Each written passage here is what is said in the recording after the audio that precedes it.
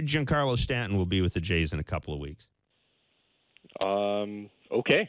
I mean, look, it's the start of the off. It might as well go big, right? You might as well go big. It's not happening. I'm having fun with everybody. But I wanted to start the offseason, with a bang, And that would be a bang. That would be a bang. It's not happening. It would be.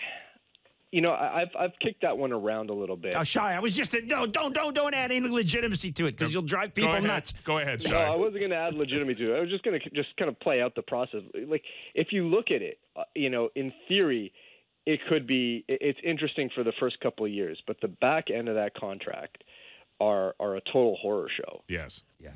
And it's. What would a payroll have to be to sustain or handle the back end of that contract? And I don't even know if a team like the Dodgers could swallow that and still build around him. You'd have to have like him and then just 10 or 15 great kids to have any sort of realistic sort of shot at contention on the back end of the contract. Well, see, we were talking about this a little bit yesterday, Shi.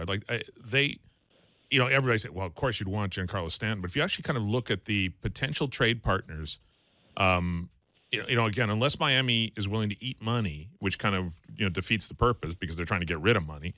I'm not sure there's any great. Number one, I think the list is really short of potential trade partners. I was just having fun with people. No, but we're not talking about the Jays. We're not talking about the Jays. We're talking about where he's going to go somewhere, right? All right. Now, Dee Gordon, that's a more interesting discussion in relation to the Jays. Dee Gordon, yes or no?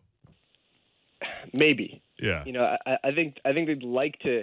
Ideally, they want to find someone who could play multiple positions, who could play shortstop and second base, and perhaps another spot in the outfield.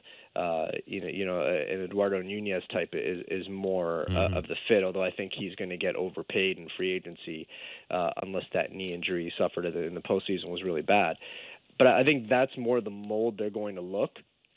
But Dee Gordon's an interesting sort of fallback.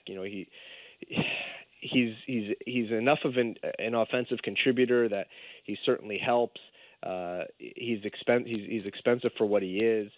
So maybe you're not giving up anything if you're just taking the money. But I think ultimately you probably want to do a little bit better than him.